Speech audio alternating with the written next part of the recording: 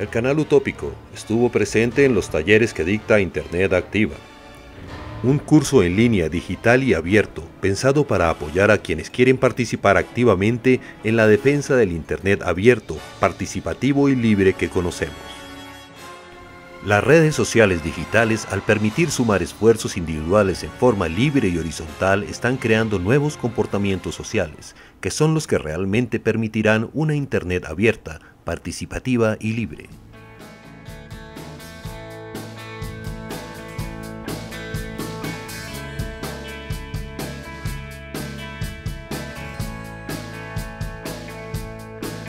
Venía ya trabajando con temas de software libre y de cultura libre, y estaba muy interesada en el tema de educación y mucho de lo que tiene que ver con el uso de materiales, es decir, todo lo que es conocimiento se transporta en artefactos que son protegidos por derecho de autor, sean sonidos, música, los textos, todo está protegido por derecho de autor. Y en la educación la necesidad de que eso circule es muy importante. Entonces había un vínculo directo entre la necesidad, los artefactos y lo que yo quería hacer, que siempre terminaba encontrándonos en el derecho de autor. El derecho de autor se veía como una barrera y sin embargo tiene otra, y el problema es que no se explora el resto, porque también hay excepciones y limitaciones, hay licenciamientos, es decir, hay toda una cara del derecho de autor que la gente no resalta. Siempre se resalta de la piratería, usted no debe usar, esto es mío. ¿Sí me explico? Hay como una cara del derecho de autor que es la pública, pero no es sino mirar un poquito y hay mucho más detrás, y eso hizo que me empezara a interesar en esa cara oculta, que luego puede no llamarse derecho de autor, sino acceso, excepciones, pero está vinculado también con el derecho de autor. Una relación que antes no era evidente, hoy es impresionante. La necesidad de que esos artefactos circulen está también relacionada con el ejercicio de derechos, como la educación y la cultura, pero también el derecho a la información, que luego se vincula directamente con la libertad de expresión. Y la razón es porque ahora sí y antes no, porque todos los medios que teníamos antes son unidireccionales, siempre alguien los controla, sea el canal comunitario, el público o el privado, pero hay un intermediario. La diferencia con Internet es que es bidireccional y allí cualquiera referido que tiene que tener acceso, pero ese acceso digamos que cada vez vale menos y hay mucha más permeabilidad hacia el acceso. Pero quien tiene acceso no tiene que ser ni especializado ni un ente específico, sino cualquier persona entra en Internet e interactúa de igual a igual con el otro. Y eso hace que haya un potencial muy importante para el derecho a la información y sobre todo para la libertad de expresión, que supone no solamente que tú te puedas informar, sino que puedas informar, que puedas hablar por ti mismo. Existen unos datos que decían que el 95% de las personas que estaban entrando a Internet entraban por Facebook. Y la buena mayoría de ellas no pasaban de Facebook. Entonces encontraban en Facebook, satisfacían una necesidad de comunicación y no necesitaban más. Allí estaba su círculo de amigos, estaban compartiendo fotos, estaban haciendo todo lo que necesitaban hacer. Y eso pues no hay quien para decir que es bueno o malo. A uno le parece de repente que está subutilizado, pero hay una buena cantidad de gente que su uso de Internet se restringe a Facebook y quizás el correo. Hay otros que en cambio han trasladado su vida prácticamente al Internet y por Internet se hace todo, sobre todo ahora con el manejo de los celulares, en donde llevas la portabilidad va contigo y llevas todo en eso. Entonces yo creo que ahí hay un ámbito muy grande. Normalmente se dice y se sabe que los que actúan son el 10% de la población, es decir, que normalmente tienes una población en la que hay un 90% de personas que consumen, que son actores pasivos. El 10% son activos y solamente de ese 10% realmente hay un 2% que son los que hacen. Yo creo que eso puede que cambien un poquito los porcentajes, pero más o menos es lo que sucede en todo. A mí me interesaría sobre todo el 2%. ¿Cómo hacemos para que la gente deje de ser pasiva consumidora y pase a actuar en lo que le guste? Entonces ya estamos en el primer 10%. Eso sería importantísimo. Entonces ya no solamente que entres y hagas, aunque sea Facebook tu sitio, pero que lo utilices no solamente para echarte el chisme, sino para enterarte de lo que te sirve y actuar en consecuencia. Y luego el 2% restante que ya pasan a hacer cosas son los que realmente, esta mañana lo decía Pablo con analogía del artesano, son realmente los que empiezan a modificar. Si algo hemos aprendido en estos años es que la radio no ocurre solamente en el espectro electromagnético o a través de una difusión o una conexión a internet, sino que la radio ocurre cuando nos sentamos a conversar y grabamos eso. Sí, como que no es necesario que haya una tecnología que esté mediando esa conversación, sino que simplemente si lo entendemos como un acto de compartir también y de tratar de resolver cosas juntos, pues ahí también estamos haciendo radio. Entonces es como una cosa que hemos venido trabajando nosotras también hace tiempo, y es pues, esa idea de ampliar el concepto de radio para poder tener una excusa de hacer lo que a uno le gusta, pues que es como charlar con los amigos y con la gente con la que tiene empatía, ¿no? En este caso pues estamos pensando en el mismo tema.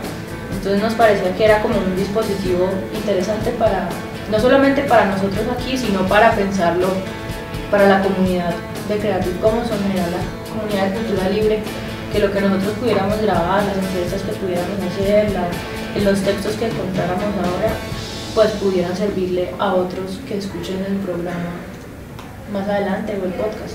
Todos los medios le permiten a uno como tener interacciones y preguntas, pero en la radio pues como que se puede tener de una forma más cercana y más directa.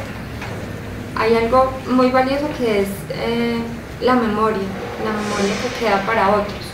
Entonces pues estuvimos acostumbrados, yo crecí como siempre escuchando muchísima radio gracias a mi papá y a mi mamá, y uno escuchaba y ya ese contenido pasó y lo que a usted le quedó en la cabeza. Y ahora, gracias pues como a este escenario digital, entonces tenemos contenidos que quedan para el diálogo que pueda surgir entre otros a partir de eso. Nadie tiene la última palabra, no hay respuestas así perfectas ni concretas, sino que siempre hay como un montón de reflexiones y de puntos de vista en torno a qué es lo abierto, qué es lo colaborativo, si es peligroso o no es peligroso compartir, por qué vale la pena hacer remezclas de otros contenidos o si eso no es valioso. Bueno, como todo lo que la gente se está preguntando, pues por ejemplo sobre las fotocopias en las universidades, si esto se debe o no se debe hacer, qué leyes debe haber al respecto. Siempre hay preguntas cotidianas en torno al derecho de autor, aunque nosotros nunca nos planteáramos como tal esas preguntas y esas situaciones. Digamos que en el taller acá pues ya me he dado cuenta de las diferentes formas de manejar el licenciamiento de Creative Commons.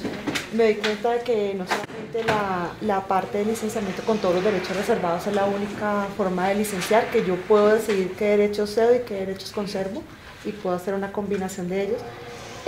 También aprendí que hay un eje principal sobre el cual se basa el licenciamiento de Creative Commons, que es la parte de la referencia al autor, y que el mismo autor, aunque licencie sus contenidos y les ponga restricciones, también está en capacidad de modificarlos dependiendo de las circunstancias o de la ocasión.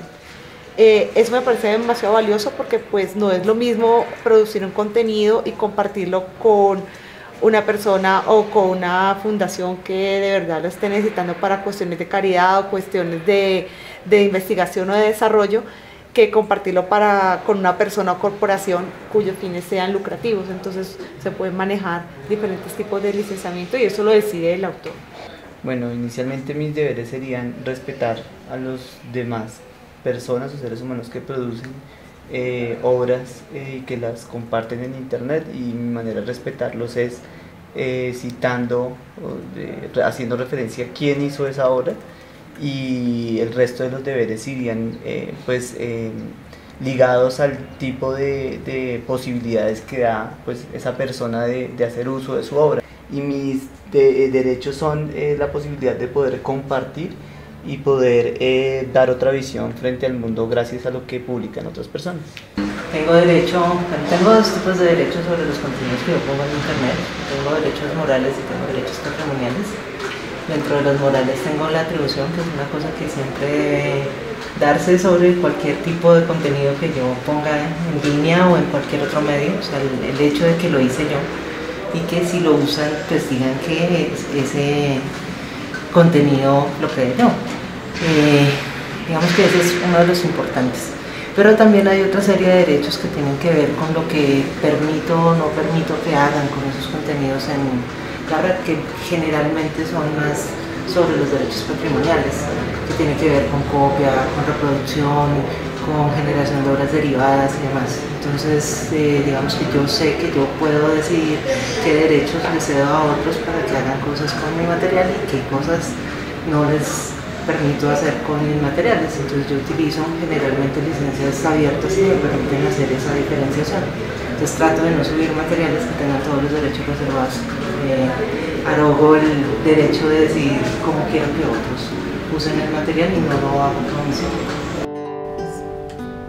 Digamos que el derecho a la información es un principio fundamental, o sea, es algo que tú siempre necesitas como humano, o sea, volviendo al que soy, pues humano, o sea, y uno necesita comunicarse, y para poderse comunicar uno necesita tener acceso a información, o sea, la información realmente es lo que te permite a ti poder tomar decisiones o poder participar de una forma más real en lo que está pasando, o incidir o influir o tomar partido, tomar posición, decidir qué pasa. Entonces, para mí el derecho a la información es básico, por eso. Ahora, nosotros tenemos un muy mal acceso a la información, quizás, o sea, generalmente tenemos unos medios de comunicación masivos que suelen desinformar o manipular mucho la información que nos permite, a la que tenemos acceso. Entonces pues desinforman o informan parcializadamente o informan solo según sus intereses. Entonces, aun cuando el derecho a la información existe, yo sí siento que hay mucha desinformación sobre muchas cosas, y por eso tal vez yo siento que las redes y internet pues ha permitido que uno pueda acceder a otro tipo de información, a otros canales de comunicación que son mucho más interesantes y que quizás están mucho más cerca de quienes están efectivamente generando noticias, contenidos, información, y tener información de primera mano le permite a uno forjarse una mejor opinión de muchas cosas. En este momento hay una serie de regulaciones que quieren incidir sobre la forma como nosotros conocemos Internet y que quieren efectivamente en algunos casos poder tener un retiro sobre los contenidos que uno pone porque posiblemente tengan violaciones al derecho de autor, o hay otros que hablan de que uno no podría parodiar a una persona, que si uno va en contra de su buena buen nombre. Sí, de su buen nombre, entonces que esos contenidos deberían ser quitados. O sea, hay una cantidad de cosas que están pasando en Internet que hacen que efectivamente ese derecho a la información y la posibilidad de la libre expresión sea coartada. Entonces el problema no es que uno tenga que ir en contra de la regulación y decir que no se necesitan regulaciones, porque sí se necesitan para muchos casos. El punto es que esas regulaciones tienen que ser balanceadas, porque no solamente se trata, por ejemplo, en el caso del derecho de autor, del derecho a la propiedad, que es un pedacito, pues, que es de donde se desprende el derecho de autor, sino que también hay otros derechos fundamentales que quizás son mucho más importantes. Entonces lo que de alguna manera nosotros empezamos a abogar cuando se pasó acá la primera ley Lleras hace 2 años, que fue ese primer intento de hacer regulación de contenidos en Internet, dándole o poniendo una ley que daba o quitaba responsabilidades a los prestadores de servicios sobre Internet si ellos ponían un procedimiento rápido, expedito, en el término de ellos, para quitar contenidos de Internet. Entonces uno dice, ok, entiendo que debe existir posiblemente algún mecanismo, pero eso de que sea expedito no puede ir en contra de los demás derechos. O sea, no solamente existe el derecho de autor, existe la libertad de expresión, existe la libertad de información, existe el derecho a la cultura, existe el derecho a la educación, y esos tienen que estar en una balanza con esto de la propiedad.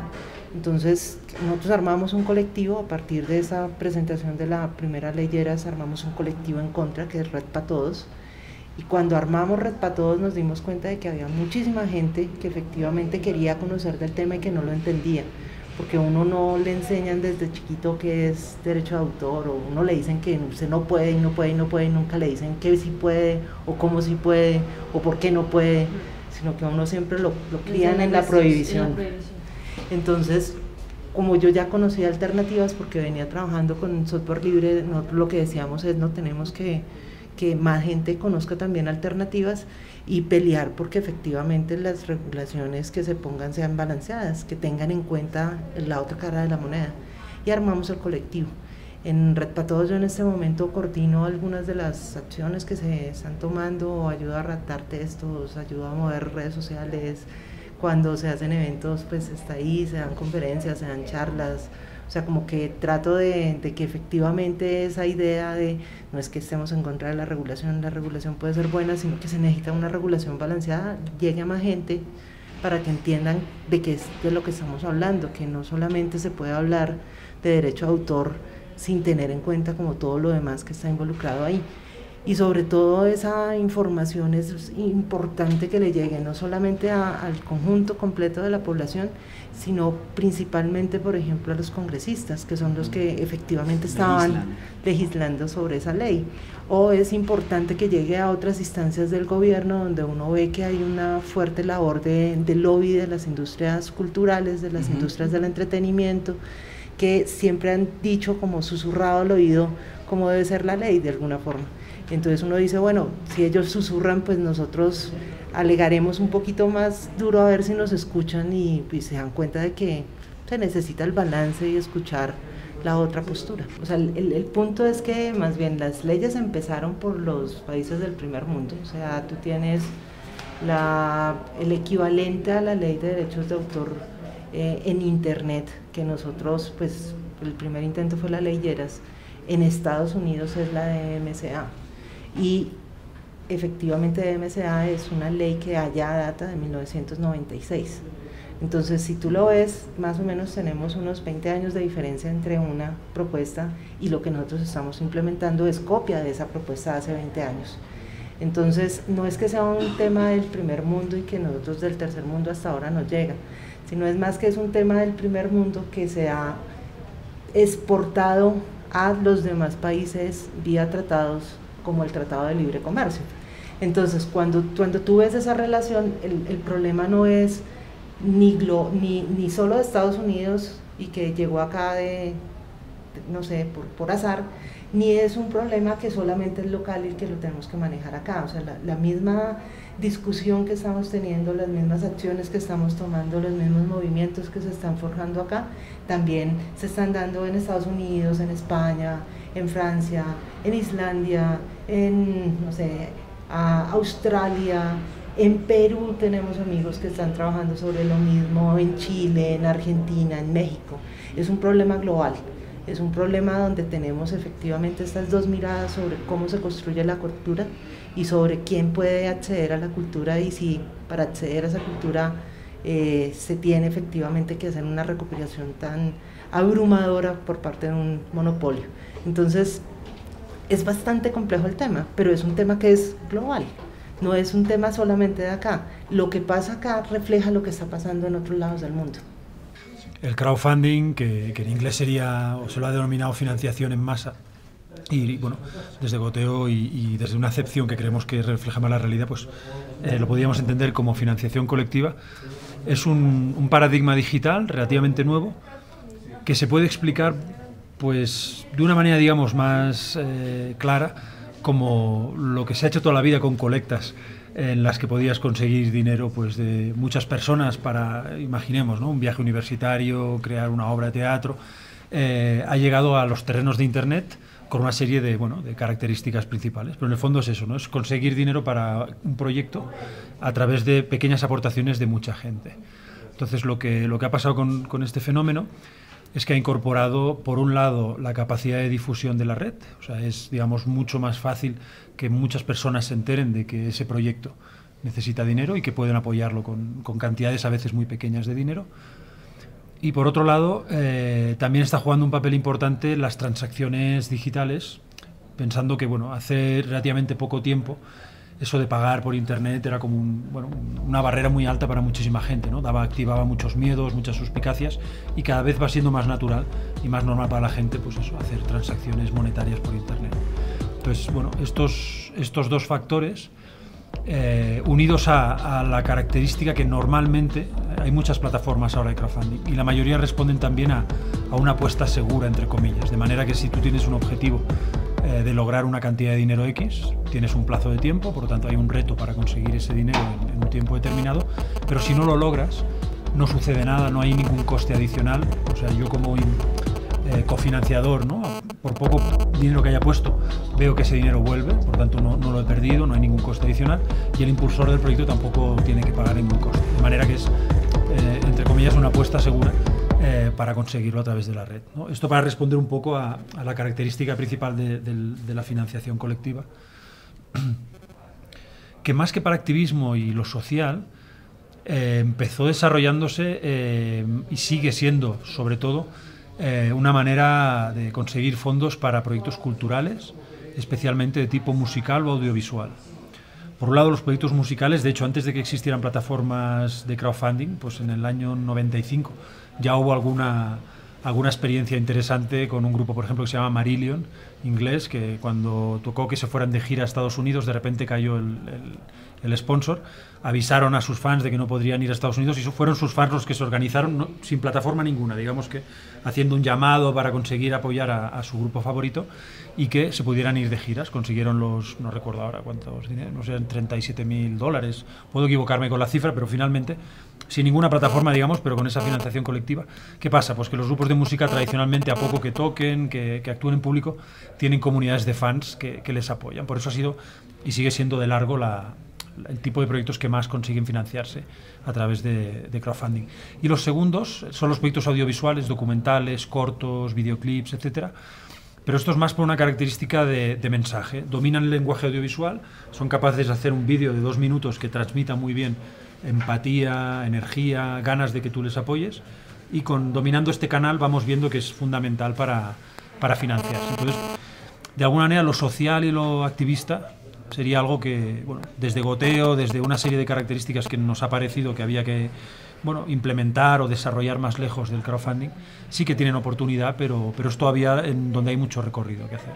Finalmente, ¿cómo hacer más incluyente esta financiación en masa, precisamente en un país que hasta cierto punto presenta índices altos de analfabetismo digital?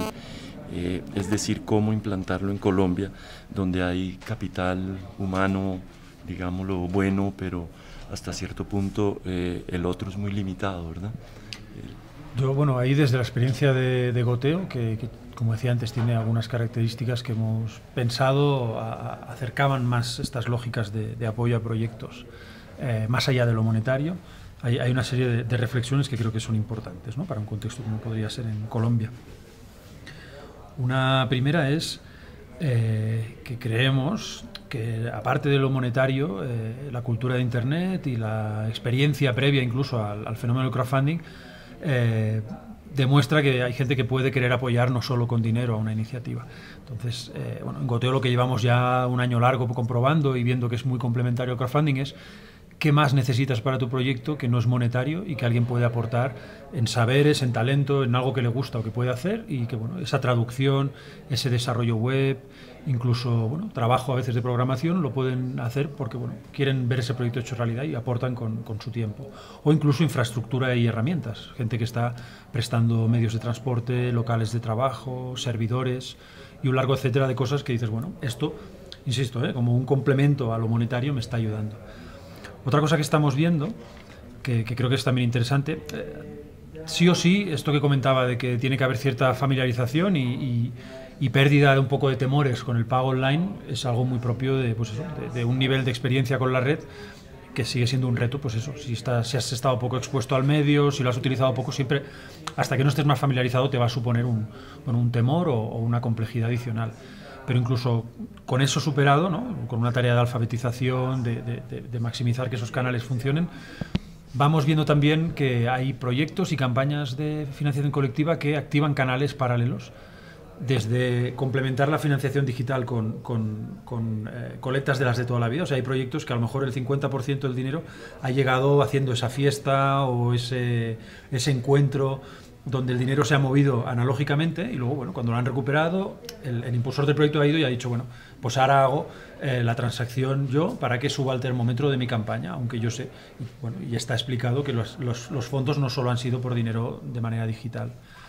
Entonces eso también es algo que sabiéndolo y bueno, y teniéndolo previsto puede funcionar muy bien y complementar el dinero, pues eso, porque haya una parte de la comunidad que digitalmente no tiene problema en ayudarte y otra que, bueno, que lo aporta, pero lo aporta en mano y luego tú ya haces esa transferencia de dinero. Entonces eso es un poco algo que, sumado a que hay algunos países donde todavía es complejo el tema del pago digital, donde hay límites, donde hay, bueno, por el tema incluso a veces de fuga de capitales, ciertas limitaciones o complejidades a la hora de pagar en línea, y bueno, y eso es un desarrollo que seguirá su curso y que, bueno, allá donde se impulse el comercio digital, pues irán de la mano que se abran canales que favorezcan el crowdfunding, ¿no? Entonces eso es un poco la cuestión que afecta al tema del pago. Yo hay otra cosa que desde Goteo, que bueno, siguiendo con el hilo, no sé si había alguna pregunta más en ese sentido. Que era básicamente eso, gracias. Hay una cosa que no querría, bueno, dejarme sin comentar, que tiene también mucho que ver con, bueno, con el motivo por los que estamos, ¿no?, participando en los encuentros de hoy y bueno, como queremos un poco que Internet Activa tiene también, ¿no?, parte de esa reflexión afín con nosotros, que es que el crowdfunding o la financiación colectiva tiene más sentido cuando hay un retorno colectivo también y un beneficio colectivo. Entonces, un paradigma que cada vez más se acerca, ¿no?, a la gente porque quiere ver hecho un proyecto realidad. Si ven que ese proyecto tiene una incidencia social, ¿no?, y recuperando un poco la pregunta inicial, si ven que eso va a mejorar en la educación o que con los resultados va a haber un tipo de licencia que permita generar obras derivadas, todo eso vamos viendo que activa más generosidad y más implicación de la gente a la hora de financiarlo. Entonces es un valor muy importante y que creo que cada vez se va demostrando más que activa mejor la financiación colectiva. Es muy interesante como todas las oportunidades para difundir el crowdfunding y como ayudarlo a llevarlo a Colombia me parece muy importante y como muy buena charla. ¿Qué haces tú?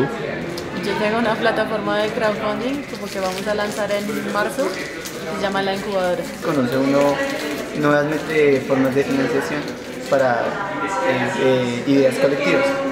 ¿Cómo llegó al taller? Por Carolina y por Internet Activa. Mi nombre es Hilda Mercedes Ortiz. No sé. Hilda, ¿cómo se enteró de este taller? Este taller a través de la red, en realidad por mi hija, que es una cibernauta muy constante. ¿Y cómo te pareció el taller? Me pareció excelente, me pareció supremamente aterrizado y creo que ayuda a las personas que estamos en plan de buscar apoyo para nuestros proyectos. Realmente creo que está ajustado a la realidad y a las necesidades. Excelente, porque aprendí cómo es todo el proceso de cómo se hace la financiación de este tipo de cosas. Y evaluando proyectos aprendí a ver cómo hacer que mi proyecto sea mucho mejor. Muy bueno, mucha información interesante para las personas que estamos pensando en hacer proyectos y que de hecho tenemos proyectos desde hace un buen tiempo. ¿Cómo le parece la idea de hacer este tipo de talleres? Necesario. Creo que es un espacio que está un poco ausente en el tema de redes sociales, de internet libre, de acceso libre, de datos abiertos. ¿Qué profesión tienes? Ingeniería industrial y yo me dedico al periodismo ciudadano. Bueno, los temas de activismo y digitalmente me parecen más interesantes cada día más y encontré justamente en Facebook talleres sobre esto y me pareció que era una gran oportunidad para aprender un poco más sobre herramientas y mecanismos de hacer activismo a través de la red. Me pareció bastante práctico. Los talleres en los que pude participar pues me dieron conocimientos que no tenía sobre cómo acceder a diferentes plataformas, ya sea para la financiación colectiva o para el activismo, cómo iniciar una acción a través de la red y luego implantarla en la calle. Y me pareció que que fue muy educativo. Ambos talleres a los que pude asistir fueron muy educativos.